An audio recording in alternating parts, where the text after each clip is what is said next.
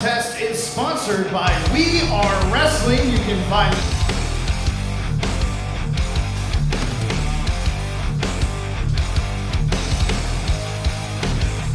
Make sure to subscribe, baby. What is up? We are Wrestling Maniacs out there worldwide. I'm the host, the best one, Donnie, here with a special guest here at Best One Studios. My name is Danny Huckins, podcaster, fellow wrestling aficionado. What's going on, man? And it's been a long time since Danny and I, we're finally catching up, and we're going to be doing the first new episode of the We Are Wrestling talk show. It has been a minute since I've done one of these, but we're back. We got lots of awesome wrestling takes, and of course, every Friday you'll be getting new episodes consistently, and we're going to be bringing on different people.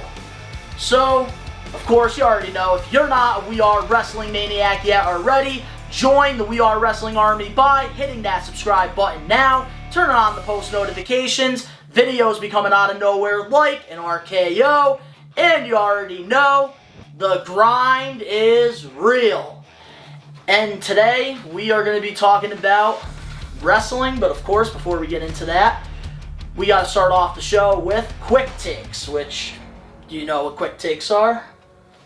Pretty much a 5-minute segment talking about different kind of topics within the wrestling business. Oh yeah, because you already know, if you watch professional wrestling, which I'm assuming you guys are, because you're watching the talk show, a lot of things happen in the wrestling world, and we can't cover everything. So with quick takes, it gives us a way to just give you guys quick takes on what's going on in wrestling. So, are you ready? I'm ready, man. Let's go. Alrighty, let's get that timer at 5 minutes, and here we go. So, starting off with the quick takes, the Briscoes will be entering the Ring of Honor Hall of Fame. How do you feel about the Briscoe brothers being the first inductees? Well, I don't know much about Ring of Honor, and it's not really a product that I've really, kept my eye on. But the Briscoes, they're badass. They'll just go in there, demolish you, and then leave. I can't wait. I wish they would go to AEW. I think it's really awesome that Ring of Honor is bringing in a Hall of Fame, and the Briscoes are being inducted. Them boys. That's all I gotta say. Them boys. Good for them. They are Ring of Honor originals. They deserve to have this honor and this spotlight.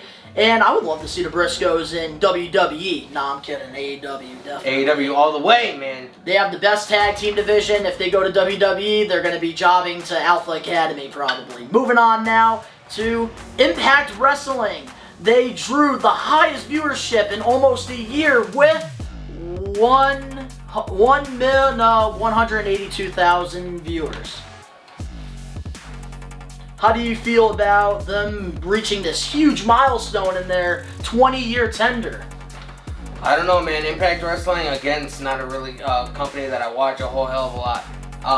But I do know there's been a lot of spotlight regarding Impact because obviously Mickie James, she was in the Royal Rumble. She came out with the Impact Women's Championship. Such a great moment. It's a great moment, and it was huge for Impact because Impact is one of those companies, they don't get as much viewers that they should. I feel like they've died over the last decade or so. I stopped watching after the Hardys left. The last big thing that Impact Wrestling really had was Broken Matt Hardy and that whole, Oh yeah, I absolutely agree with that.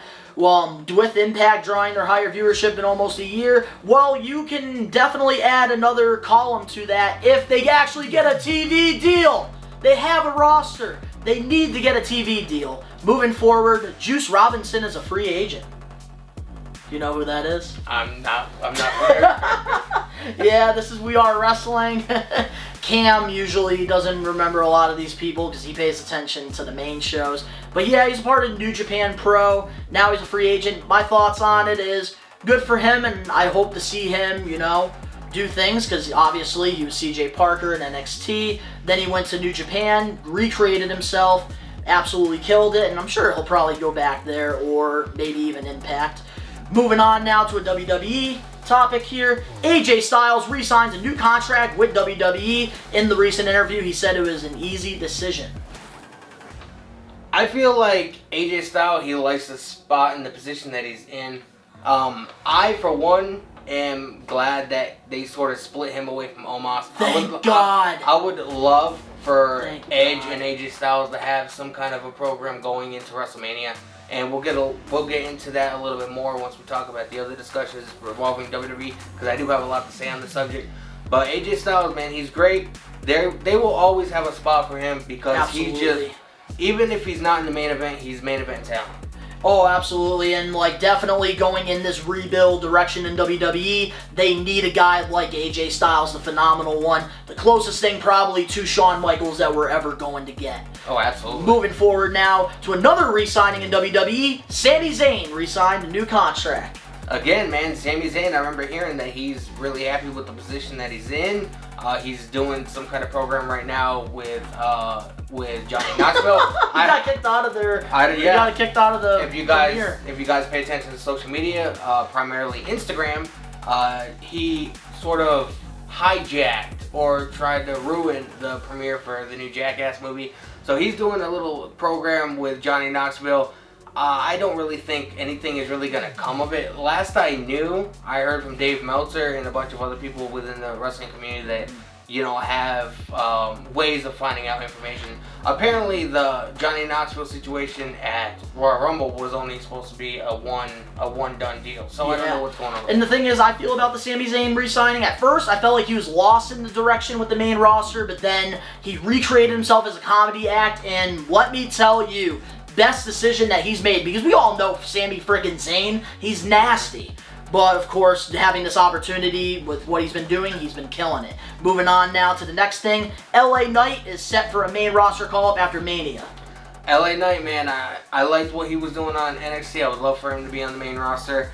I just hope he's Lots of not. potential. I just hope he's not another generic NXT talent that goes up to the main roster and WWE does nothing with.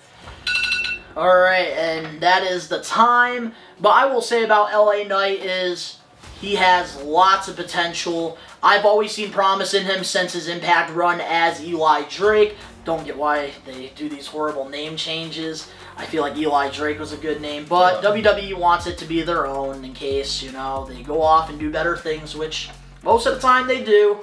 But I will say But I'm happy about it. I will say this.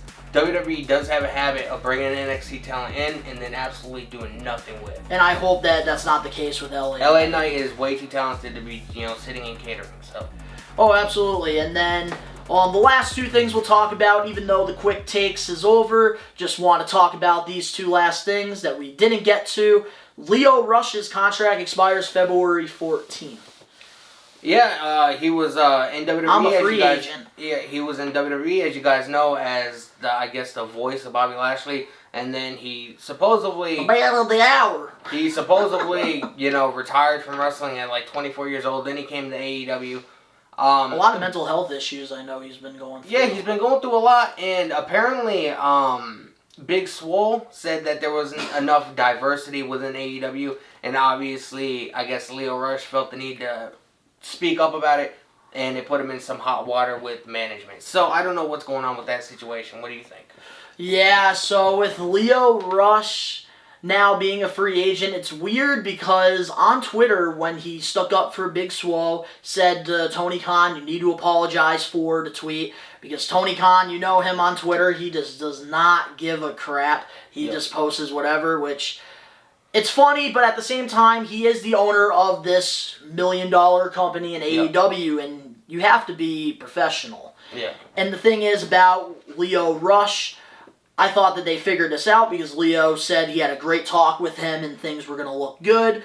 But I feel like this is not what it is why he's leaving. I think that now, it's one thing I've noticed with Lio Rush is he knows his talent, he knows his worth, but sometimes his ego is a little too much. And I feel like maybe he wants to be in a better program, probably with a guy like Punk or Danielson or Moxley, but instead he's doing a thing with Team Taz. I don't really feel like he's at that caliber, though. He's a good talent, don't get me wrong, but, to be in a program with somebody like Moxley or CM Punk, I mean, you have to be at an elite level. I don't really think that Lio Rush is quite there yet. Yeah, and like a good take, I will say before we move on to our last thing is, I compare Lio Rush to Austin Aries. Yeah. Has the talent, could definitely be a champion, but just the ego is just like Hulk Hogan running wild.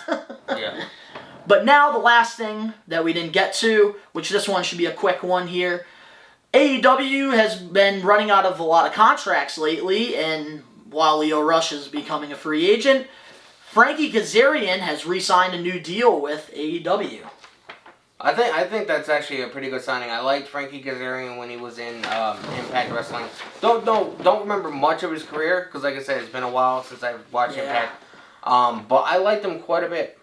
He's always been a great veteran, and I think what AEW's got to do, and I think I used to say this on the talk show, which now what I think that they just need to do with Dark and Elevation, stop like having jobbers go against your guys. Mm-hmm. Let's have like some mid-card guys, like maybe Jay Lethal versus Kazarian.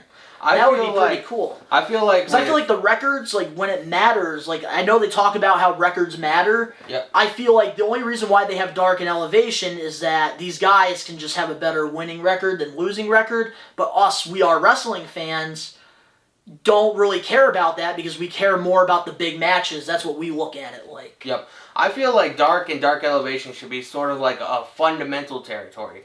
Meaning, like, you know, the guys that are not, like, on Dynamite or Rampage or whatever, you know, that's where they can hone their craft. You know, a lot of them have wrestled in crowds before, but not to the magnitude of AEW. Is different. You know what I mean? So Absolutely. It gives them an opportunity to shine. There's a lot of people, surprisingly, that like Dark and Dark Elevation more than Dynamite.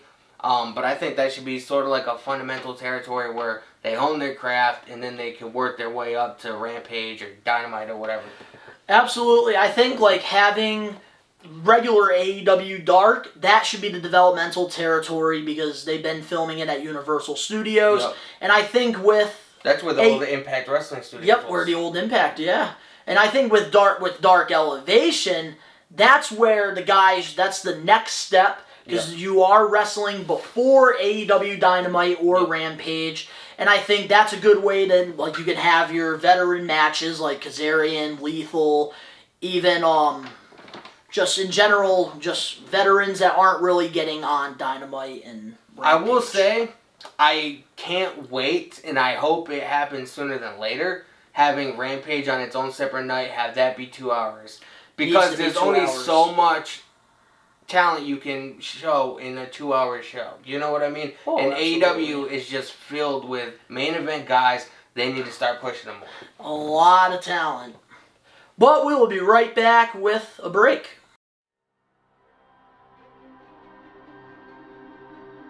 Donald is the best one is gone and will never be forgotten. There were over thousands of videos created over the years. Lots of classic original series from comedy to series you can rewatch at any time.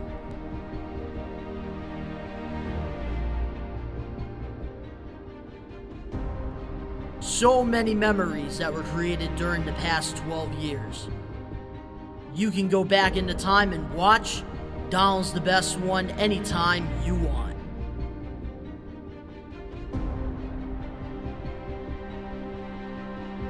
We have updated playlists with your favorite videos. Subscribe now and relive the past. DITB1 for life. We are back. And now with our first topic on the new We Are Wrestling talk show. Ronda Rousey made her return at the Royal Rumble. How do you feel about Rowdy Ronda Rousey coming back to WWE? Well, it got speculated like 2 days prior. Somebody said that Ronda's makeup people or there or whatever were in St. Louis. Obviously, that made people think, oh, Ronda's going to be at the Royal Rumble. Turns out she was. I knew the minute that she came out, she was going to win the Rumble. So it's legitimately the only thing that makes sense.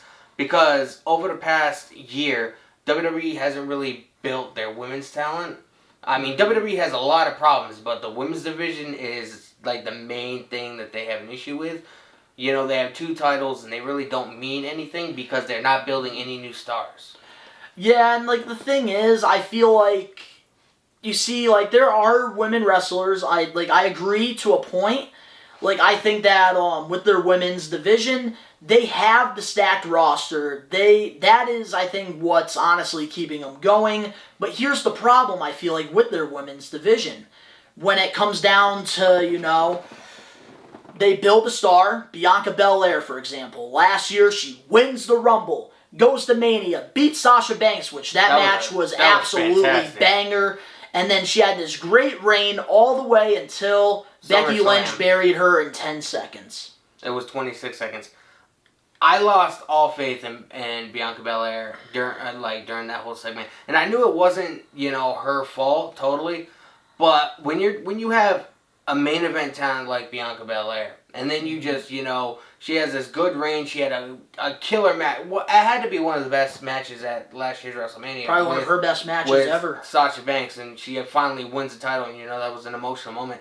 And go through her entire reign, have all the great matches that she had, and then just have Becky Lynch come here and squash her in 26 seconds. But I will say, to add on to that, I don't know if you saw what happened after Raw. I guess it was like a quick squash match. Bianca pinned Becky in 10 seconds. I feel like those don't matter that much. They don't matter, but I feel like that was Bianca's, that was her revenge, you know what I mean? Yeah. I know, it's unfortunate, though, that it didn't happen, on Raw. But I feel like, when it comes down to it, with their women division, they have their main eventers, obviously, in Sasha Banks, Bayley, the 4 horsewomen there. As much as I don't want to say it, Charlotte Flair. Oh, God, she's the Miley Cyrus of the wrestling business. That's a good comparison. I like that. Thank you. With Ronda Rousey returning to the Rumble, here's the thing. A few days before the Rumble, I did not read any speculations or anything whatsoever. Because with the Rumble, I like to be surprised. And especially not doing the talk show for the past month, I really had no reason to look into rumors and all that stuff. Yep. But now with, her coming back into the Rumble, even in my reaction, I was like, okay, she's definitely winning the Rumble. I watch a lot of, wrestling podcasters or whatever. So I sort of, get a lot of news and I read a lot of articles or whatever. And, I don't know, the whole Ronda thing, a lot of people don't like it. And I'm not that crazy about it either. Mm-hmm. Because instead of bringing in somebody like her, they could have, had somebody newer win, to further somebody else's career. WWE needs to build new talent. Because what's going to happen if these people, the Brock Lesnar's, the Bobby Lashley's, the Edges, all these people, if they can't wrestle anymore and they're not willing to build new stars, what's going to happen to the company?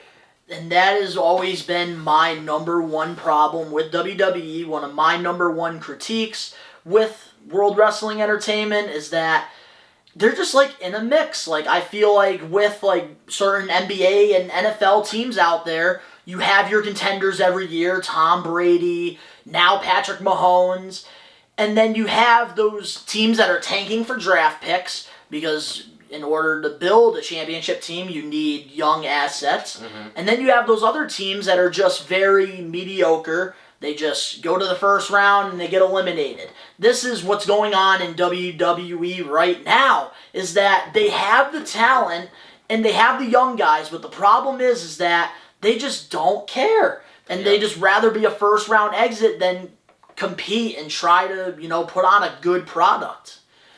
WWE, they've been, over the last year or so, they've been, saying that AEW is not competition to them or whatever. But I don't know if I mentioned that on the podcast. Mm-hmm. WWE went into the Toronto Star and, they gave them, a little interview or whatever. I don't know if it was Vince McMahon or just somebody that works within, the company. But they said that AEW is just blood and guts and this and that. All kinds of stuff, man. And excuses. Every move they make, it shows that they are very scared of AEW. It does, and that's the problem, is that I feel like the only way that they're going to be able to go to war is Triple H. That's literally the answer right there. Triple H, he knows how to develop talent. If you look at NXT with all the guys that have gotten called up from NXT to the main roster and then see what happens, when are we going to blame Vince McMahon and his horrible creative Bruce team. Pritchard, Kevin Nick Khan. Dunn, Nick Khan, freaking John Laurinaitis, all of those freaking clowns. When are we going to blame them? That's what I'm waiting for. But with Ronda Rousey returning, I was happy about it, but her winning the Rumble shouldn't have happened. I think that, like I said in my prediction video, it should have been Liv Morgan. Liv Morgan could be that next star. I kind of wish Toni Storm didn't leave. I mean, she could have. For real, she had potential too. But she was just so sick of the management in WWE. She paid for her own plane ticket and went home and just left the company. Yeah, as she deserves to with her talent. I feel like when it comes down to like Toni Storm, she's definitely going to AEW. They need a better women's division, and I think she'll be a perfect piece for that puzzle. You're around social media all the time. I'm sure you hear what people are saying or whatever. You know, people are saying that, you know, AEW is nothing filled with, you know, nothing but, you know, past WWE talent, this and that. But, I mean, how do you let a lot of these guys just be free agents and not, you know, build your company with WWE's trash, pretty much? That's what WWE thinks of them as. And it's crazy because you have legends that make their appearances like John Cena, Goldberg, all of the, or Oldberg, I should say. Like, here's the thing. With these talent, why don't you put some of these guys over? Like, so far with NXT 2.0, they have actually been killing it. Like, the way that they built Grayson Waller, like, having him, like, beat up Johnny Wrestling and then going on to Raw and having that thing with AJ Styles, that's how you build a star. But then when they go to the main roster, it's... I will admit I stopped watching. I watched one episode of NXT 2.0. I did like Harlan. You know, the new guy Harlan. I like Joe Gacy. I'm so afraid that they're going to ruin it. You know what I mean? I miss the old NXT, and just seeing the new stuff, it's definitely not the same. You see, and I think the reason why they're doing this, like I said this before on the old episodes, I feel like the reason why they're going on with this is because of... A lot of people are saying that WWE's dumb for doing this, but I see what they're doing.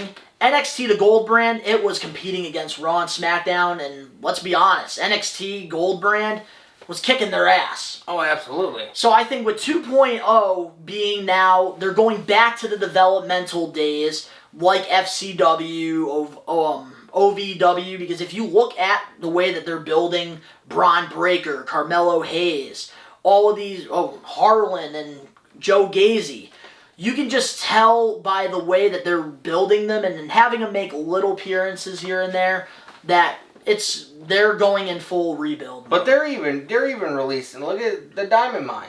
I mean, NXT's even releasing talent. I honestly don't think WWE as a whole can afford to release any more people. Yeah, they cannot. It's crazy. How do you?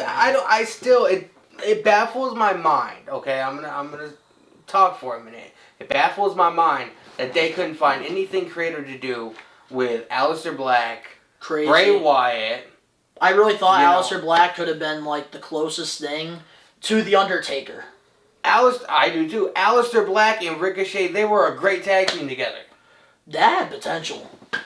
And then Ricochet, I was so disappointed in the Rumble because I don't watch SmackDown. On Fridays, I just don't have the time for it. You gotta watch it this week though, because I want to see what's gonna happen between Brock Lesnar and Roman Reigns after I am watching that, definitely, and Ronda, of course. Yeah. But, when it comes down to, to all of that, it's crazy to me. It's crazy because with Ricochet, when he came out in the Rumble, and I thought I was going to hear One and Only. Yeah. That his sixth song and everything, but then he comes out to some generic shit. I heard that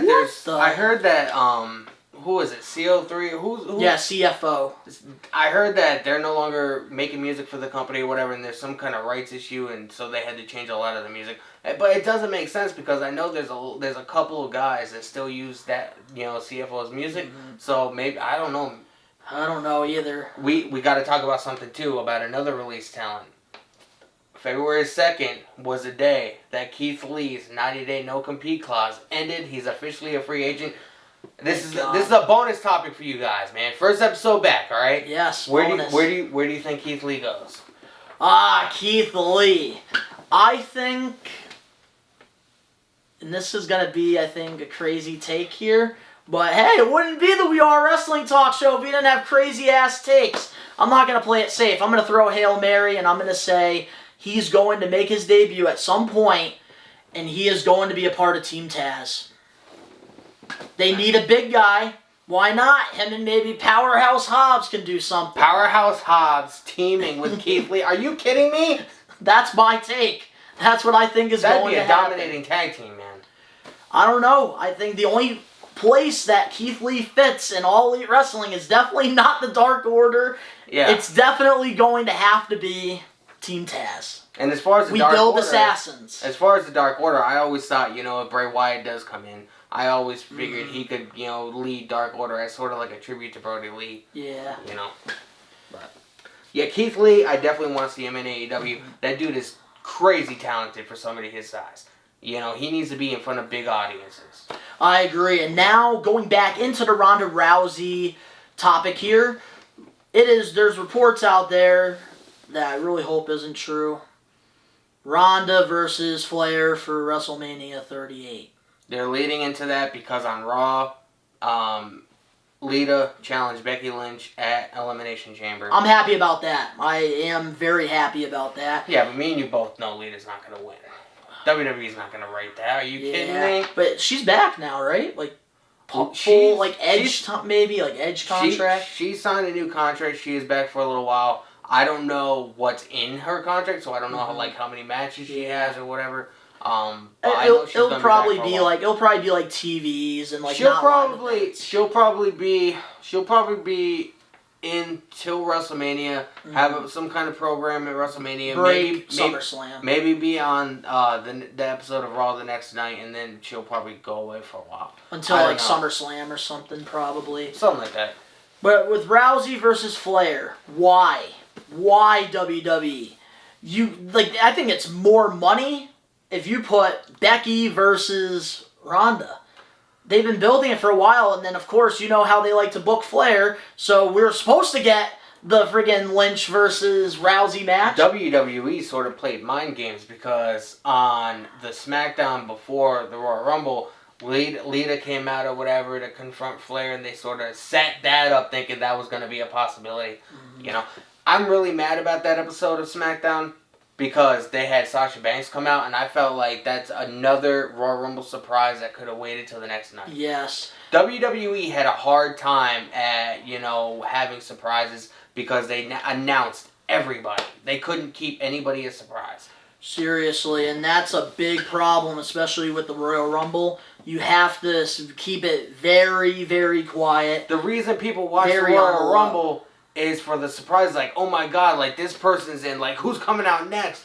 But when you announce all the surprises and let people know ahead of time, it takes out the fun in it, you know what I mean? Yeah, the freaking Tag Team Rumble! We had a Tag Team Rumble this year! It was pathetic! I hate when they throw tag teams into the freaking Rumble! You guys gotta watch his reaction on the Royal Rumble. For real! No, like, literally! You freaking get, because when you get one person, you get the other, so it's like, that's 2 spots out of 30! And we had 15 tag teams, it felt like, in the fucking Rumble! And now we get Rousey versus Flair. Yeah. This is crazy. I think the money-making matches for Mania, it should have been Rousey versus Lynch, Flair versus Lita. But actually have Lita beat Charlotte, because I don't like her. Yeah, but if you want to put Charlotte in. With Lita being, she's, a part-time talent, I don't think WWE would throw the belt on her. I just don't think, even if you did, I don't think it'll give much meaning to the title. It's just disappointing because Becky Lynch and Ronda Rousey really built their feud. And then going into that Mania, we were so excited for that main event. And then, of course, they had to throw Charlotte in there. Now, the fact that we're going to be getting Charlotte and Ronda and not Becky, it's like, what are you doing? I feel like Becky Lynch, they're, like, building her to be, like, the female version of Seth Rollins. Haven't you noticed that? Yeah. Same attitude, same fucking clothes. gear, same clothes, same... Like, I get it, they're husband and wife. I really, really do. And I congratulations to them. But they need to be separated when it comes to TV, man. Yeah, and, like, I do like the nickname a lot better, Big Time Bex over the man. You want to know why they have that, right? Why? Because Ric Flair technically owns a trademark for the man and gimmick. Impact. Yep. And Ric Flair said WWE can use it, but he wants $20 million and part of the proceeds when it comes to like merch and stuff. And WWE is like, no! So, yeah. That's, Ric Flair, woo! That's a little exclusive for those of you that don't know, man. It's because of Ric Flair. See, like, that's always been my problem with Charlotte. Like, don't get me wrong, she's good in the ring, but she's literally her dad, but like, minus 10. Like, minus 10, not even times 10, minus 10. And if you're if you're related to Ric Flair, you need to turn it up.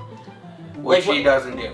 Like, Ric Flair in the freaking ring, literally, if he's wearing a suit and he's having a freaking panic attack, he starts freaking getting naked and starts going, woo, and then taking bumps. That's charisma times 10. That's Flair times 10.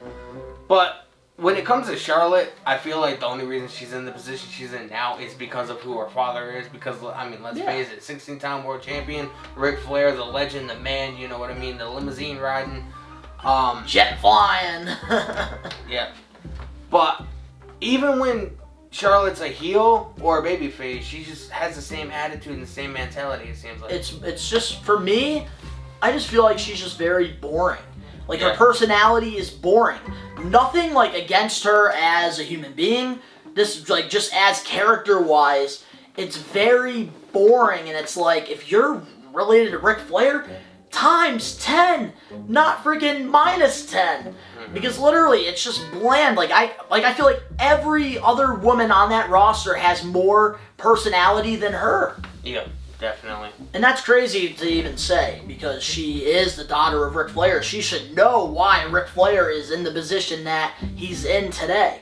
But I feel like with her versus Rousey, it's a match that I'm probably definitely going to be in the bathroom for. I won't be watching it. It's just hilarious to me, because the reason Ric Flair is no longer with the company is because he got released. Because I guess he had a phone call with Vince McMahon, and he was complaining that they weren't pushing his daughter enough. Jesus Christ, how much does she need to be pushed? She needs to be pushed off a fucking bridge. Not literally, but figuratively. But still. For real, with Charlotte, she wins like every pay-per-view match. She's been pushed enough. What is she at right now in her career? Already at like 14 times winning the championship? And how long has she been a wrestler? Not even 10 years. Flair won 16 titles in 30, 40 years of work. It's crazy. They wonder why we feel the way we feel when it comes to Charlotte Flair. It's horrible. Charlotte's just, I don't know, man. Next topic. Yeah, so we are going to take a break because we need to really just relax for a second, because Charlotte Flair got us a little heated up probably. But hey, at least someone agrees with me for once. February 26th, 2022. Blitzkrieg Pro Wrestling in association with Barnstorm Cycles and Jeeps present Blitzkrieg Pro PMA. Former Lucha House Party member Lince Dorado takes on AEW superstar Evil Uno.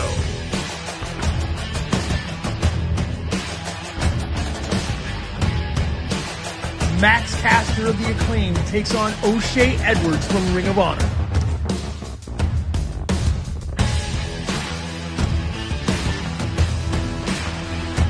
Tickets are available now at blitzkriegpro.net. Doors open for the meet and greet at 6 p.m. Bell time is 7. We'll see you there. We are back, and yeah, we're finally done talking about Charlotte Flair. It's about time. Get her the fuck out! No more mentioning her name or the Flair name for the rest of this episode. But so far, how are you liking being on the We Are Wrestling Talk show? I like it, man. I do like talking wrestling quite a bit. If you guys don't know me, my name is Danny Huckins. I have 2 YouTube channels, one I stream on and one that I do a lot of music reactions. But I also have a podcast called Two Sticks of Pure Rage with my buddy Ben.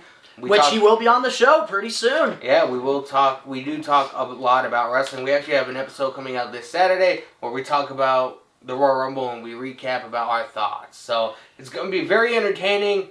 but we do be very negative in some situations. So definitely tune in for that, man. It's entertainment, guys. I've watched the podcast, and let me tell you, it's really entertaining. You got to check them out. Very talented guys. And so far with the talk show, and I feel like this is a good way for you to even talk about wrestling, because I know you do stream the watch-alongs, but usually your main channel, you're not doing wrestling content. You're more reacting to music and other stuff like that. I did do a bunch of wrestling-related like reactions, stuff like that to AEW and WWE. But a lot of the videos do get taken down and blocked, WWE. so Oh, I noticed that with WWE. AEW is actually even worse, surprisingly. Oh, they're actually starting to do that now? Yeah, Sheesh. I had an AEW reaction. I think it was when Sting first debuted. I reacted to it, and I chopped the video up and everything. Hopefully it would stay. It was up an hour, and they were like, nope, you can't have that. So that is crazy. I do stream watch-alongs to Raw, Dynamite, as well as SmackDown every Monday, Wednesday, and Friday on my vlog channel. I'm sure he'll put Which, the of link course, somewhere. of course, down in the links below, we're definitely going to be putting Danny's stuff. If you have nothing else better to do and you want to watch, show him his takes on stuff, it is entertainment. But sometimes I got to stop myself because I kind of fall behind if I start watching those watch-alongs. But speaking of crazy, You gotta start doing it, man. It's really entertaining. oh, definitely. Chaz has been really telling me to start doing those, which I think we're definitely we're gonna test our waters and start doing it more. Especially if we are wrestling maniacs out there like it. Would you guys like more live streamed content from this guy? Smash that like button now. But now, speaking of crazy topics, Shane McMahon released by WWE. Usually something like this would be a main event topic, but I saved a special one for this episode. Yeah. But Shane O'Mac getting released by his father's company. Yeah, Shane McMahon, man, he was the one of the producers. There was 3 producers for the Men's Royal Rumble match. Shane was one of them, and apparently he wasn't even supposed to be in the Rumble match. He threw himself in last minute, and apparently he got a lot of heat from that. I thought he was gonna have some kind of I thought it was intentional. He was gonna have a program going into WrestleMania like he usually does, but apparently that's not the case. But however, one program that I would have loved to see is Austin Theory and Shane McMahon, because Austin Theory's been having those segments with Vince. Shane could have been a little bit jealous about that kind of relationship. That could have been, but obviously WWE does not like doing fan service. So your take, man. I will say that is a hot take, and I never even thought about that. That would be a really good program going into Mania, and it would really establish Austin Theory even more. That dude is so talented, man. But when it came all down to this with the whole Shane O'Mac thing, when he entered the Rumble, I was so excited. I'm like, let's go, finally! We're not getting a freaking Johnny Knoxville or freaking Bad Bunny. We're not getting a freaking celebrity. We're actually getting a legend. I was happy about it. And the moment I knew that these reports were true was when I looked back at it and realized that Shane eliminated Kevin Owens. Yeah. And yeah, with Shane probably getting a lot of heat, he's probably sick of the way the product's been, so that's why he booked himself the way he did. Because he sees how horrible WWE has been lately. And that just goes to show, I don't even know if it was Vince was the one that, was like, oh, fire him, or if it was somebody else, because you have to remember, yes, Vince is the owner, but he also, it's a publicly traded company, so there's a lot of people that, he has to listen to regarding the company and the ins and workings of it. So, the fact that WWE is willing to fire a McMahon, Shane McMahon, technically, when you really think about it, when Vince passes, WWE is supposed to go to him. He's Vince's son. And for the fact that WWE actually went as far as releasing him, that just goes to show that nobody is safe. Nobody. Not even Triple H. I'm sure we could definitely see Triple H soon. They took him out of NXT because NXT did not beat AEW Dynamite in the ratings. Which is horrible, because we all knew that when they were going to move, we all knew WWE did that out of despite. Let's be honest, and that's why I refused to watch the Black and Gold brand around the time, and I was watching the good Black and Gold brand in AEW. But knowing the repercussions of them not beating AEW in the ratings, having, Triple H taken out of power. I don't know, man. I feel like that was a huge mistake. Big mistake. And the thing is, with Shane O'Mac getting released by WWE, something really must have went down backstage. And if they have a WWE 24, they need to show all of this stuff to us, because something definitely isn't right here. Because if Shane, it had to be really serious what happened for them to release him. Because, there was reports even after Rumble that, he's going to fight at Chamber, fight at Mania, and just have a run. Shane McMahon, since WrestleMania 17, he's always had some kind of program at WrestleMania. That's like Shane McMahon's thing, you know what I mean? Yeah. They always bring him in around WrestleMania time. And the fact, it's going to be weird, the fact that we're not going to have Shane O'Mac jumping off of high stuff at this year's WrestleMania. It's a little bit weird to me. So now my question about the Shane O'Mac thing is, where do you see him going? Because I know there are probably the typical We Are Wrestling Maniacs that are going to say, Shane, he's probably not going to do anything. He's probably just going to just live off his money and probably just live his life. And then there's other people that are fantasy booking, like, ooh, what if he goes to GCW and freaking does some crazy shit? Or, ooh, what if he goes to AEW and they do this whole thing? I don't see him going anywhere, to be honest. He's got money, he's got other, business ventures. And notice that pro wrestling is not his bread and butter. It's not the main thing that he does. Part of me feels like WWE will bring him back at some point. Maybe this was just to teach him a lesson, be like, hey man, there's certain things you can do, certain things you can't do. That was your warning. Do it again, you're out permanently. I think WWE will definitely bring him back at some point.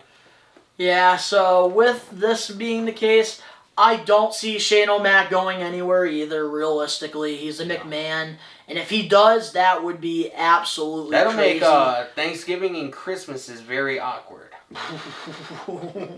Yes, it would. But I feel like with Shane, what he should do, and I say this, I think, about every legend that's probably not a part of WWE, go to conventions. Go to meet and greets. Let us, We Are Wrestling Maniacs, get the opportunity to meet you guys. Yeah. Because I think with Shane, I wish that he would go to some conventions and I would get the opportunity to meet him. He was one of my favorites in the Attitude Era. I don't see him doing that. I mean, would you ever expect Vince McMahon to go to a wrestling convention? I don't ever see Triple H being at one. I don't ever see Stephanie being at one. Jim Cornette's definitely not going to be at one. Jim Cornette is off his fucking block. Do you listen to his podcast? Yes, I do. Oh, Jesus Christ. Let's not get into that topic. This show will be 3 hours. Yeah, it's crazy. But, okay, so with Shane McMahon, so fantasy booking now. Where would you like to see Shane? Because I like to do this on the talk show a little bit because everybody does their little reports about it and that's it. That's boring. I would like to see fantasy booking. All right, this is not. I want all fantasy. This is fantasy. These are my views. It's not in association with anything. Imagine Shane McMahon going to AEW and having a match with Tony Khan. That right there. That would Does it get any more fantasy than that? Have it at WrestleMania. At WrestleMania. And then they can have the rematch at Double or Nothing. No pun intended. Let's tweet it out. Make it happen. Book it, Vince. Book it. So, okay, my fantasy booking for Shane, where I would like to see him go, here's what I think. This is how my fantasy booking would be. GCW has been absolutely killing it. They finally get a good TV deal. Yep. Matt Cardona decides to be a regular. Joey Janela, he becomes a regular. Nick Gage. And then what happens is, at the first ever TV show for GCW, Shane McMahon makes his debut. And I feel like he aligns himself with Matt Cardona and Brian Myers and them because everything that they're doing is pretty Shane much O'Mac and the it's pretty much taking shots at WWE, having Matt dress up as Vince and having Matt have a spinner title. They did that back on Monday Night Raw, back when DX was still around. Remember when Shawn Michaels and Triple H dressed up as Shane and Vince. Yes. And 2006. Triple H was like, "Shut up!" And fucking Shawn Michaels fell backwards like he was having a seizure. But Michael's selling great shit. Oh, absolutely. But when it all comes down to like my fantasy booking, I would do something in that capacity because the best place for Shane O'Mac, if he decides to say, you know what, let me like have one more run, not in WWE. Let's just really like throw a Hail Mary at everyone, like he did when he made that return in WWE. I would say GCW is the best place because Shane McMahon, yes, he's a good wrestler, but he's a hardcore legend. What if he bought GCW? Kind of like that, back in the day when he, buys it from Brett. Kayfabe bought WCW. Yeah, and stuff like that, and then like he builds Matt Cardona as the top guy, and then Nick Gage feuds with Shane. I always thought Matt Cardona could have been world champion if they really booked him properly. But the way he's booking himself outside of WWE, the dude was going nowhere, and then he started that Long Island IZ talk show, whatever, got himself out there more, and that's why WWE started to bring him on TV because people were demanding it. Like, I mean, that dude could have been a main event talent if they really pushed him. In all seriousness, absolutely, and I feel like with Matt Cardona, I think he is one of the reasons why these talent that get released by WWE, they have other opportunities out there. You can either be your character in WWE and just go to indie shows and do that, which works for a lot of guys, or you could be like Drew McIntyre and recreate yourself in the indies. And I think what Matt Cardona did, recreating himself, he is over the top right now. And oh, absolutely. He's killing it. And it's crazy to me that, like, even Impact, like, I'm sure they're probably going to turn him heel pretty soon. But pretty much the whole year he's been going heel in GCW. He's been a face. Yeah. In Impact. And it's like, why don't you, like, pick up off that momentum that he has in GCW? Even AEW even kind of fumbled it with him at first. Yeah. But Matt Cardona's been absolutely killing it. I thought Nick Gage was in AEW, or is he like? Well, no, it was back and forth? It was all part of the Forbidden Door. Yeah. Because with the storyline, MJF basically had Jericho go through 5 stages and decided to have Nick Gage, which I thought that was a really cool way to bring him on there. I know Nick Gage had some hell of a matches with John Moxley on the Indies. Years ago. So that was a cool segment. Yeah, so, with Shane O'Mac getting released, we'll see what happens. I don't think anything's going to happen, though. No, I think WWE, and this is like sort of like a lesson, WWE will bring him back. Hopefully before WrestleMania, because WrestleMania would not be the same without, and have him fight, kill himself. Have him feud with Austin Theory. That would be great. But I feel like they need time to build it, you know what I mean? Like, how long is he going to be released for? When are they going to bring him back? They need to think about this now. We're going to get into a topic about something else regarding the WWE and an upcoming event or whatever. So I have a lot to talk about. I will let you know that. Alrighty. Well, we're going to take a quick break. We are back. And before we get into our next topic, just want to say, you can see right on our We Are Wrestling Titantron 5000 here, that we are going to be sponsoring an upcoming show in our area in Springfield, Mass., Blitzkrieg Pro.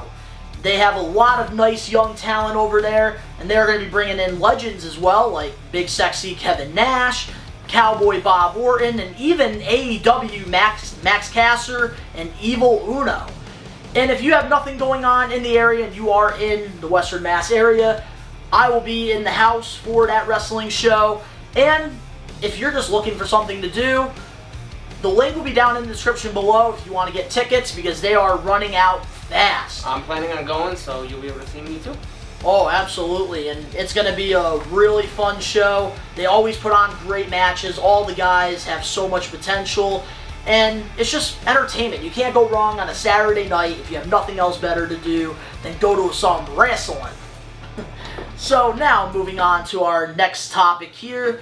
This is an AEW one, because we have to change it up here. We can't just talk about WWE and their poor decisions. AEW is the best show, though. Thank you. Thank you. Finally.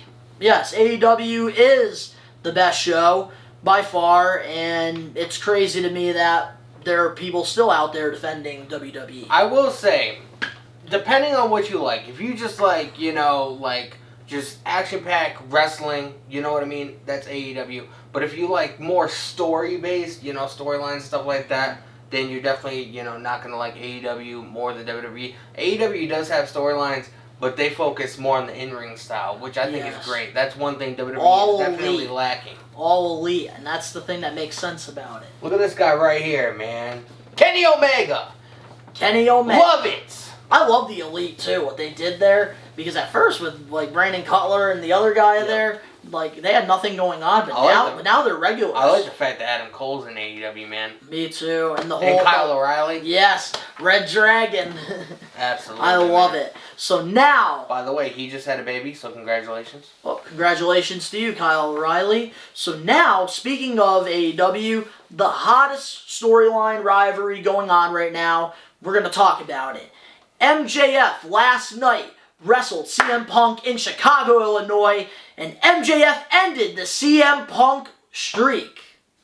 How did you feel about them deciding to have MJF be the one? Well, if you want to know my first initial thoughts, I did stream last night, so that's on my channel. I liked it, actually. I feel like it's building towards something bigger. It's giving MJF more heat, because, what gives you more heat than beating, CM Punk in Chicago, Illinois? Your hero. You're Michael Jordan, pretty much. What I mean? So I feel like they're building to something, maybe a revolution. They're going to build towards something huge, and I'm looking forward to seeing, how the story progresses, man. Oh, absolutely. And so far, from start to finish, this CM Punk MJF rivalry has been one of the best rivalries, I think, in All Elite Wrestling's history. There's been a lot of WWE, shots or whatever, talking, MJF saying he's going to go to, WWE, and then CM Punk being like, oh, go there, you'll get released in, 3 seconds or whatever. But it works. It's not just like Eddie Kingston cutting a promo on WWE. No. It's literally, this works because CM Punk, we all talk about it. Yeah. He left in 2014. We still talk about it to this day. He left this industry. Yeah. Because of the stuff that happened in WWE with the King of Kings and the You Can't See Me guy. And look at from 2015 to maybe 2019. Look at all the CM Punk interviews that you can find. Always says he's never going back to wrestling. Never going back to wrestling. He tried MMA. Didn't really pan out for him, but Challenge, MTV The Challenge, and then Johnny Bananas put him on blast. I give CM Punk all the credit in the world, because going from pro wrestling to MMA, it's not an easy task. A few people have done it.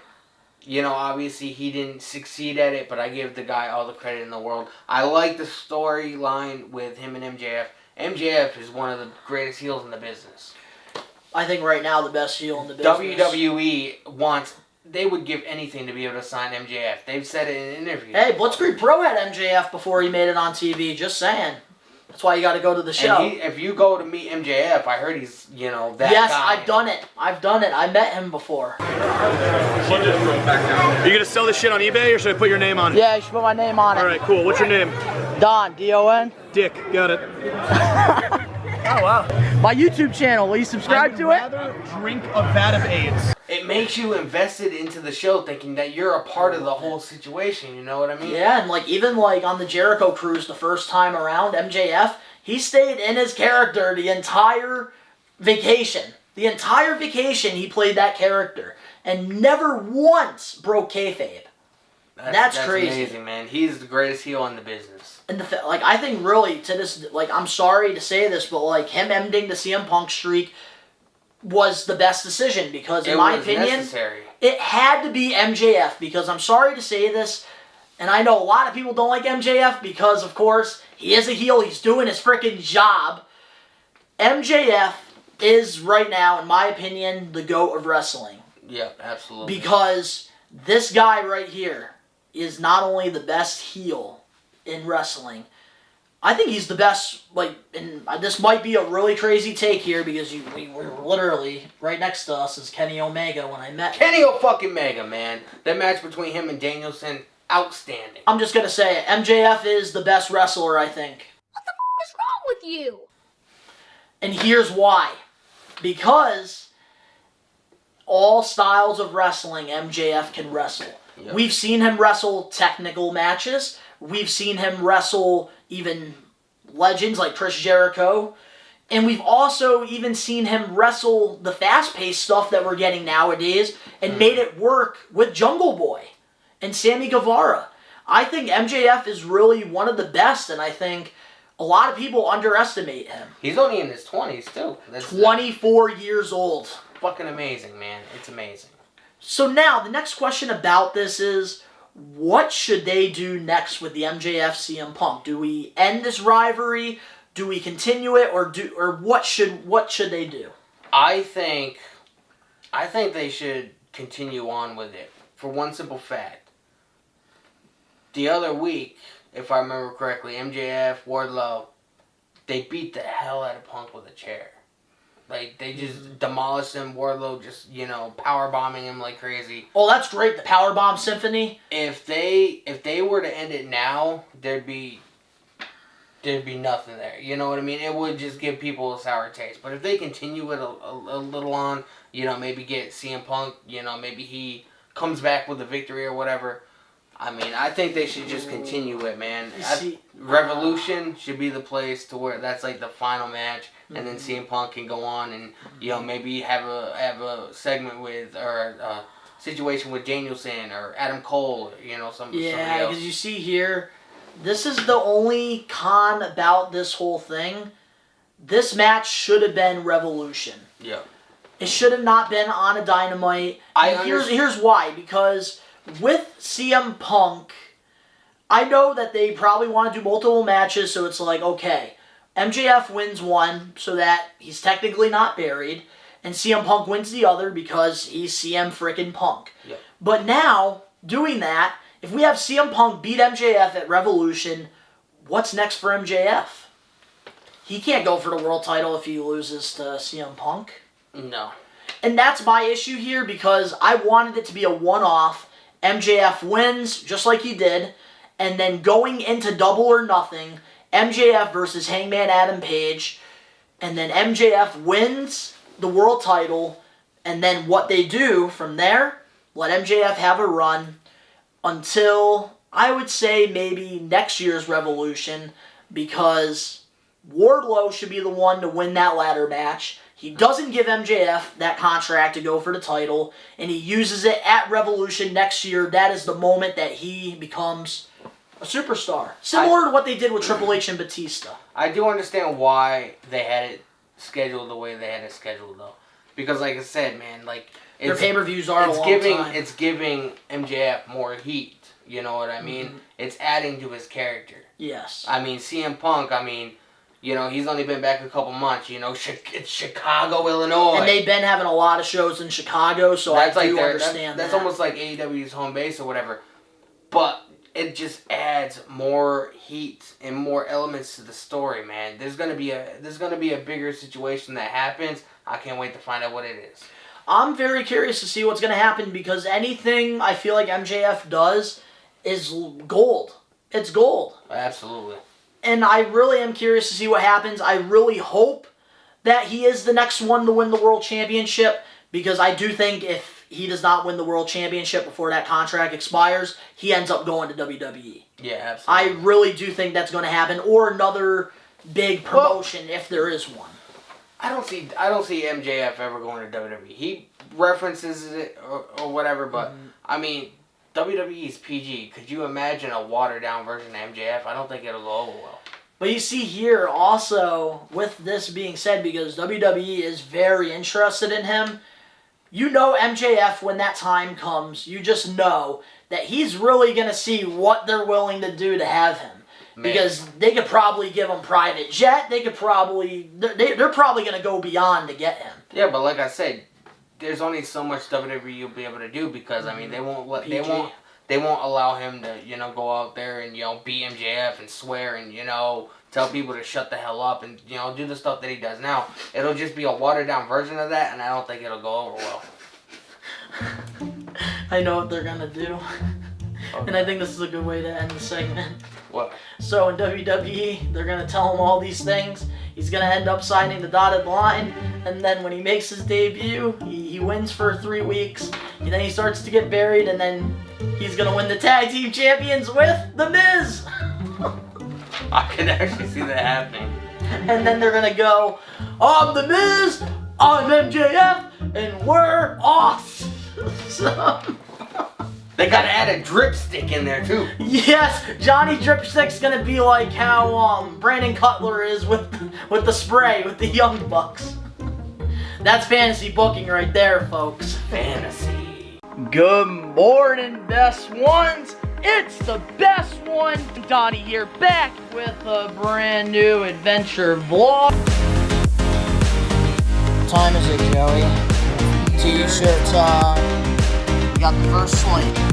Delicious.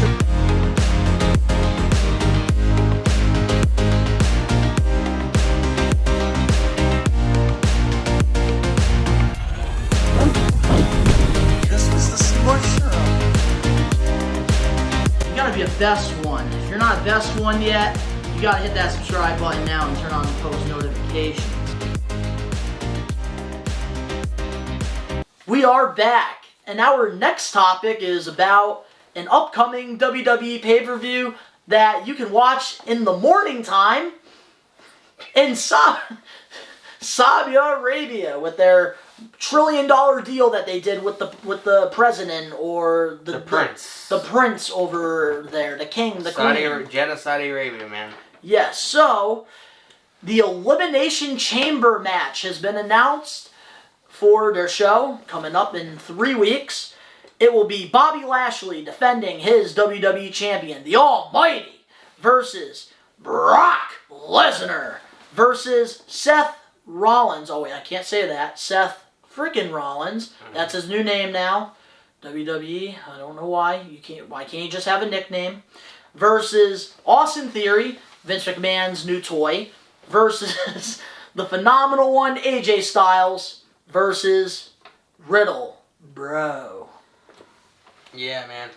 So, the Royal Rumble was last week, and my whole thing is WWE should not have another big named event this far apart from the Royal Rumble. I think what I would do... They should have waited a month. What I would do is I would scrap the Elimination Chamber, right? I would have these 2 months to build storylines, build stars, build a good, solid WrestleMania card. Have the Elimination Chamber be the event after WrestleMania. Ooh, damn! To start the new year. That's what I would do. WWE, WrestleMania is their Super Bowl. That's the biggest event of the year.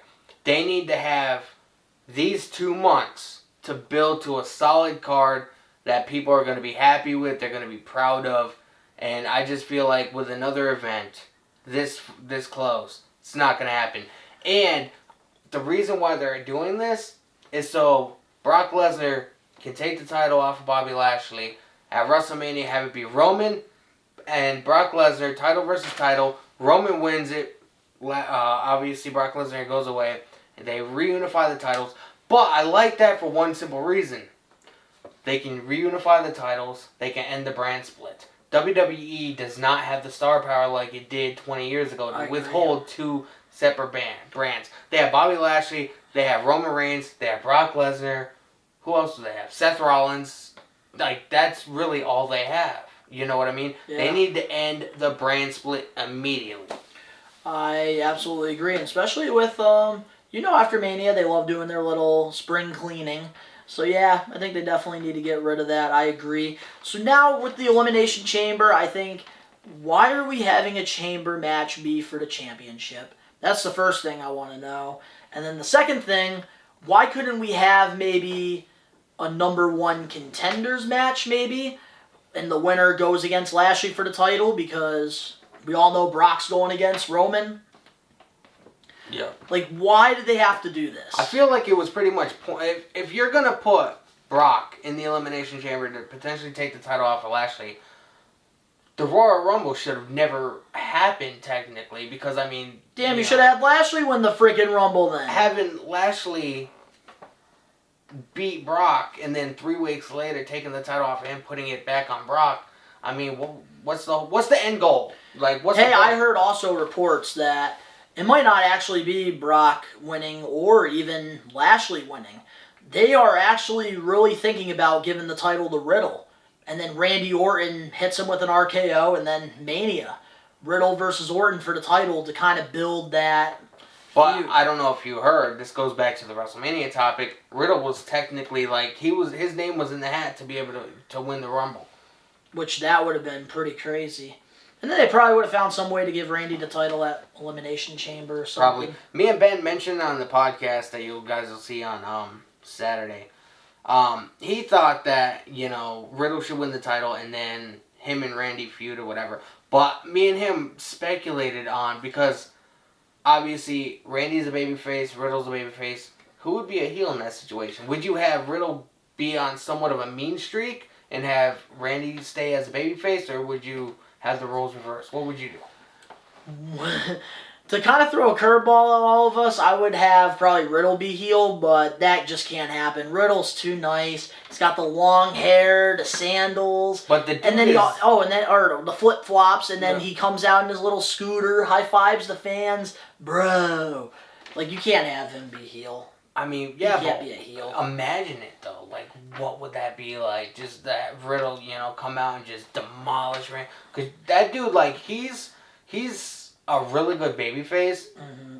And he acts like he's slow, but that dude is crazy down. Like, he can Yes, hurt he you. is. He can hurt you. Oh yeah, he has an MMA background. He was a part of the UFC before, absolutely. You know what I mean? Oh, and back to the Ronda Rousey thing real quick. I didn't mention this back then. I apologize. I'm disrupting the show. Don't mind me. You're good. I would have loved. Jacking like Kevin Nash in the NWO. I would have loved to have Ronda Rousey have some kind of program with Shayna Baszler. That would have been. Imagine them in a submission match. They both have MMA backgrounds. Like, I mean, that's money. I don't even think WWE remembers what a submission match is. Probably not. But back to the topic Yeah. at So hand. with the chamber here, Lashley better freaking win. That's all I gotta say. Lashley better freaking win. The Almighty. His era ended too short by having Big E freaking pancake freaking eating freaking slapping his ass freaking winning the championship. But here's my question to you. Can't happen. If Lashley does pull out a victory at the Elimination Chamber, who would you have be the number one contender going into WrestleMania? Okay, so I like Because this. the winner of the Royal Rumble, obviously Brock Lesnar, he chose who he's going to face. So who would you have face Bobby Lashley at Mania? Here's who I would have fight Lashley at Mania. There's a few scenarios that you can do. I would throw some Hail Marys out. Yeah. And I would really try to maybe have this match happen. Lashley wins. The lights go out in the arena. Mm-hmm. Next thing you know, Demon Finn Balor. Interesting. And then there you go. You can build a nice feud right there. Would you have him beat Lashley or lose? Ooh. He's sort of a smaller guy, and WWE's on this kick to where they want big guys. It's almost like we're going back in time. It's like Back to the Future. We're going back in time. I think you have Lashley beat Baylor and then have Baylor work his way back up, and then maybe SummerSlam or Survivor Series, if you want to go long term or short term, he is ready, and then he can be the one to end the Almighty. My thing is with Balor, like I don't see him holding on to the title too long. I would go with somebody like Kevin Owens. I would like to see Kevin Owens and Lashley. That's a fight. Kevin Owens, he's big but not too big. Mm-hmm. He's had the title obviously, but I don't feel like he's had the title enough. You know what I mean? And it's been a long time. That's since 2017, I believe. Yeah. I feel like they need to give him a real main event push or whatever. Especially since he signed a new contract worth $3 million a year for, I think, till 2024. And he had it written in his contract that he can't be released. So... That's smart, though. He found a loophole. Looked out for his kids. That's smart. He found a loophole. That's why everybody was speculating whether he was going to go to AEW. But I feel like I feel like I'm sure AJ Styles probably did that too. Thinking about it, all these people that are signing new deals are like, yeah, I want to because go release clause. they know what happens. But the thing is, they have kids, they have mortgages, they have stuff that we have going on. You know what I mean? They're just in a little bit of a better position than most of us. Yeah. But I would like to see Kevin Owens have somewhat of a main event push. I would like that. I think him versus Lashley would be good. Kevin Owens will be able to give Lashley a run for his money. Do I think he'll win the first match? No. But I think, going down the line or whatever, that'll be one hell of a storyline. Yeah, so now, I just don't get it. Like, you should have just let Brock who cared? Okay, he lost to Lashley. Why is he still focusing on Lashley? Roman screwed you. Focus on Roman. You need to go to SmackDown, make Roman's life a living hell. Then at the Chamber, why don't you do a handicap match? Usos versus Brock. Brock kicks their freaking ass all over that freaking arena. Or hell, you can even just put him in a chamber and then Brock can just throw him around in the chamber. Yeah. And then, because also you have to realize Paul Heyman, his advocate, who has been there for him since debuting in WWE, he turned his back on him. So why are you focused on MVP and Lashley? Imagine this. The Usos in a handicap match against Brock Lesnar in a steel cage. Yes, for the Chamber. That's perfect. The Usos, they beat the hell out of Brock or whatever, wear him down. Then Brock finally gets momentum. He demolishes him and wins. And that'll lead to the story or whatever. To Mania. Roman comes out. He tries to... get in the cage to help the Usos, but he can't because, Brock Lesnar, maybe he has an equalizer, a chair or something, keeps hitting the cage so Roman can't get in to help his cousins, and it adds to the story. Exactly. Well, like I said, WWE is not in the fan business, you know what I mean? They want to do what they want to do. Yeah. They don't care what we want. Oh, absolutely. They never care what we want. But hey, that's the good power of YouTube. And that's the good power of having the We Are Wrestling Talk Show, is that we can fantasy book stuff that we would love to see that we're never going to get. Yeah, absolutely, man. And then they just like to laugh at us, pretty much. Yeah. But we're the ones laughing at the product that they're putting out. Subscribe, smash the like, write nice things in the comment section. Yes, please be nice. February 26th, 2022, Blitzkrieg Pro Wrestling in association with Barnstorms, Cycles, and Jeeps present Blitzkrieg Pro PMA. Former Lucha House Party member Lince Dorado takes on AEW superstar Evil Uno.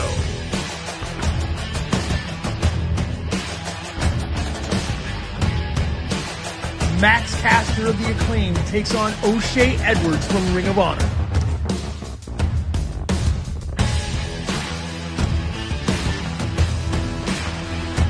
Tickets are available now at blitzkriegpro.net. Doors open for the meet and greet at 6 p.m. Bell time is 7. We'll see you there. We are back with our main event topic for this week's episode of the We Are Wrestling Talk Show. If you guys are enjoying this so far, smash some likes. Also, support us by hitting that subscribe button now, turning on the post notifications, because next week I will be doing the 100 subscriber giveaway announcement. And you're definitely not going to want to miss that if you want $100. So support us and hit that subscribe button now, because we got nothing but wrestling content. But now getting into our main event topic here, it's actually about a wrestler that I think is one of your favorite wrestlers. Yeah, man. Jeff freaking Hardy.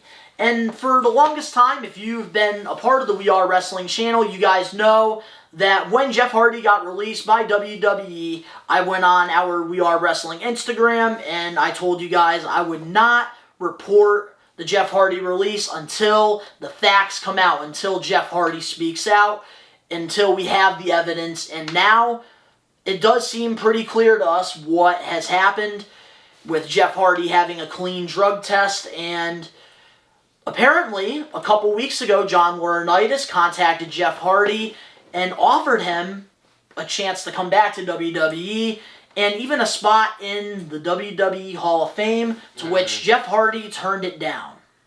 Yeah, man. Everybody knows the issues that Jeff has had in the past. He's had for quite a while. I could tell from that video. I seen a lot of fan videos of the night that he did walk out in the crowd, and everybody was speculating. I knew, because when you're under the influence, I've had family members deal with substance issues and stuff like that. Too. So I know what it's like. You know what I mean? I see signs. And, when you're under the influence, you don't, just go in the crowd and start taking pictures and, associating with the crowd and, saying hi to people or whatever. I knew Jeff Hardy wasn't, back on drugs. Obviously, WWE, they released him prematurely before his drug test came in. They wanted him to go to rehab. Obviously, he didn't If he want wasn't to. on anything, Exactly. Why should he? You know what I mean? So they did end up releasing him. March 10th, his 90-day no-compete clause, and I guarantee you, March 11th, Tony Khan will have a contract at Jeff Hardy's door waiting for him to sign it. Absolutely, and as he should, because I think all of us, we are wrestling maniacs, all the Hardy maniacs, we need one more time with the Hardy Boys, and this time, a real one more time. And what better way than going to AEW where they can have so many dream matches and just one more awesome run. Dude, imagine, man. Better than the Hardy House. Imagine the Hardys versus Moxley and Danielson if they do become a tag team. That would be nice. Imagine the Hardys and the Young Bucks on a national scale. Obviously, they wrestled each other. They've had with a lot Northeast of tag Wrestling and Ring of Honor, but They've on done a big stage like this, no. The Hardys versus the Lucha Brothers. The Hardys versus Red Dragon and Adam Cole. The Hardys versus Brody King, Aleister Black, Malachi Black. Sorry, but there's so many dream matches that could be had. And with the whole thing about them wanting Jeff Hardy back and they're offering him a spot in the Hall of Fame. That just goes to show that they don't really care, because they're like, oh, if you sign a contract and come back to the company, we'll put you in the Hall of Fame. You're gonna be in the Hall of Fame, damn it! That's not them being like, Jeff, we appreciate what you did for the business. We love your talent. We would definitely be honored to have you in the Hall of Fame. You see the difference there? Oh, absolutely. And you see here, I think all of us can say this. If you're in a wrestling, if Drew Carey is in a WWE Hall of Fame, there's really not that much value to it. And especially if they're calling, I have no issues with Summer Rae, but they're calling her a WWE legend. Yeah, absolutely not. There's nothing further from the truth. But I do think Jeff Hardy is, because whether the Hardys are in AEW or not, they are Hall of Fame bound. Everybody knows at some point the Hardys will be in the Hall of Fame. And they still have. They have or had, I don't know if they still do, a pay-per-view named after a match that the Hardys originated. They are Hall of Fame bound. It's just a matter of time.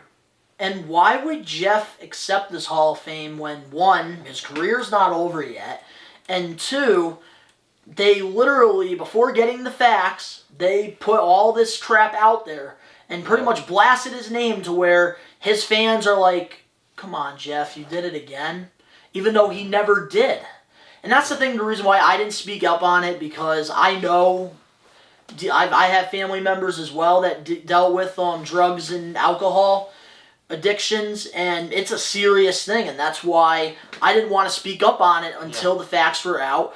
And Jeff Hardy, I knew it. Jeff Hardy was not on drugs. I knew that.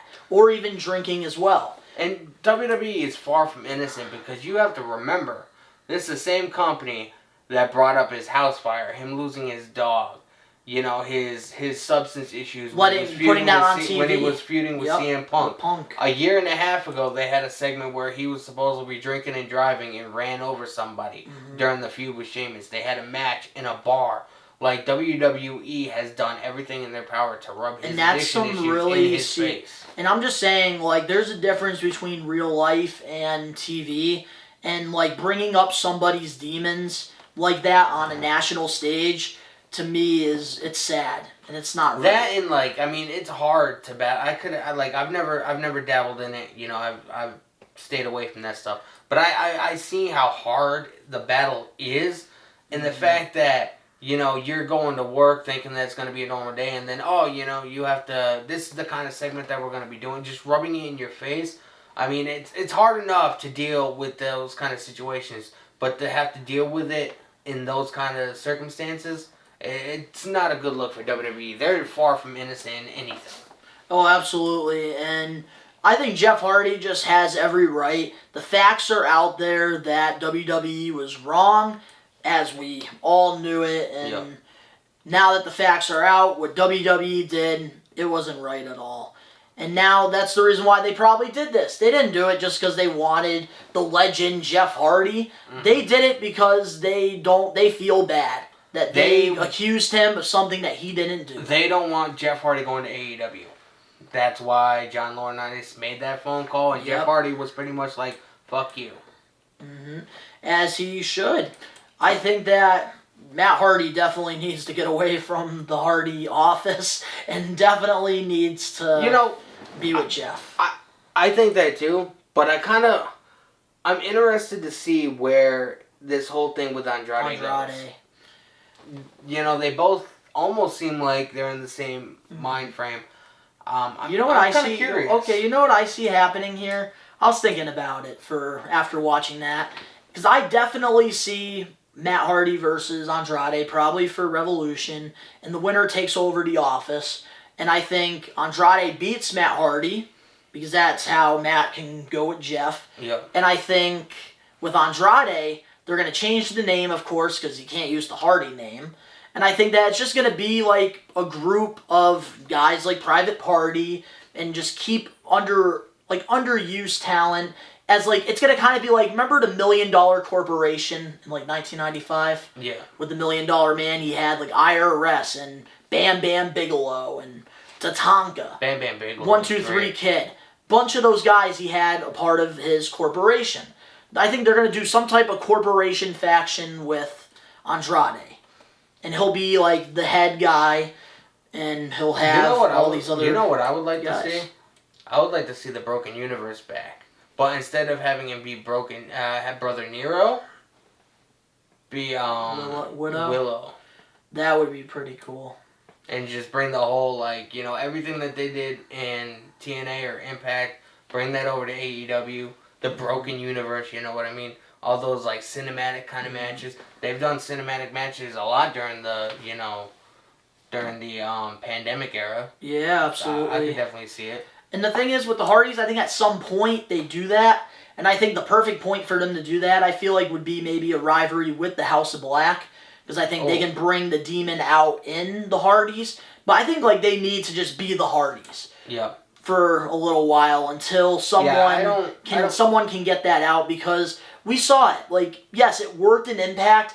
Impact was yes, it was on TV, but it wasn't at a national big stage. Yeah, but when the Broken Universe stuff was happening, that was the most eyes that Impact ever had on them. Oh, it definitely had the most eyes, absolutely. But still, at the end of the day, it wasn't full-on national, because you can't redo something that you already did. Yeah. And I think Matt learned that when they tried to do it when Matt did the Woken stuff when he was with Bray Wyatt. Mm-hmm. And they tried it, and it didn't work. And then he tried it in AEW as Broken Matt Hardy. And yeah, they had a fun match with him and Guevara, but it still didn't really further Matt Hardy. I like how when Matt first came in, 1 week he'd be broken, and the next he'd be I like the three faces of Hardy. That was actually pretty creative. But I definitely think that when Jeff Hardy comes in AEW, he's gonna come in as Jeff, obviously.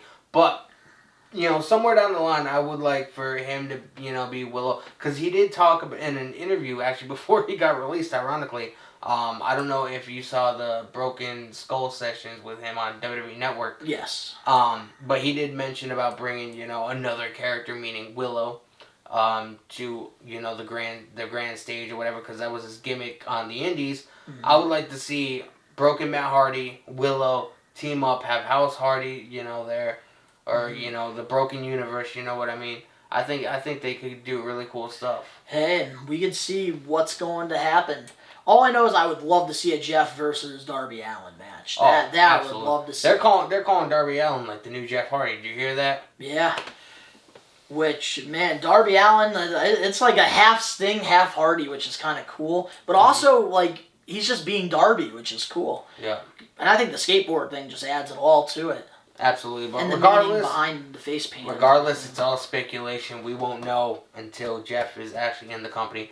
You know what I would love to see, and this is your show. I'm just a guest right now, but I would love to see We Are Wrestling signs at like a Monday Night Raw or something. Imagine you getting that big. You see, that would be absolutely insane to just see like somebody do the that. sky's the limit, man. Anything is possible. You never know.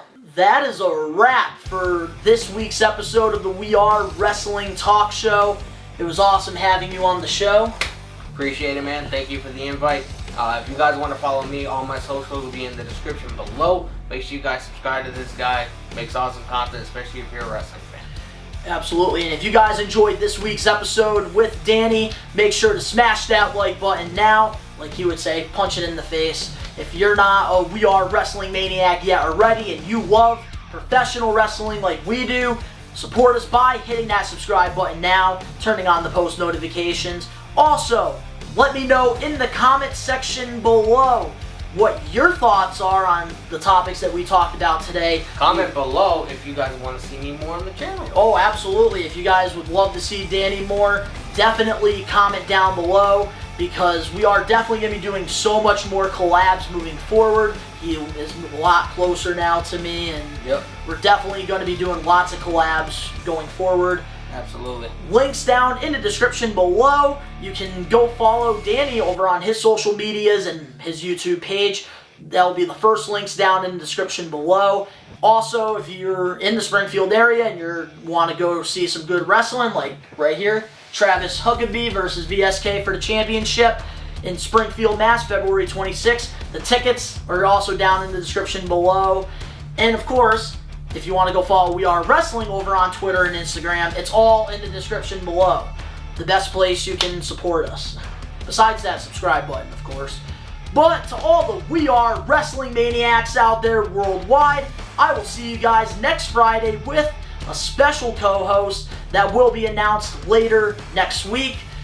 And of course, you already know, we are taking over. Peace.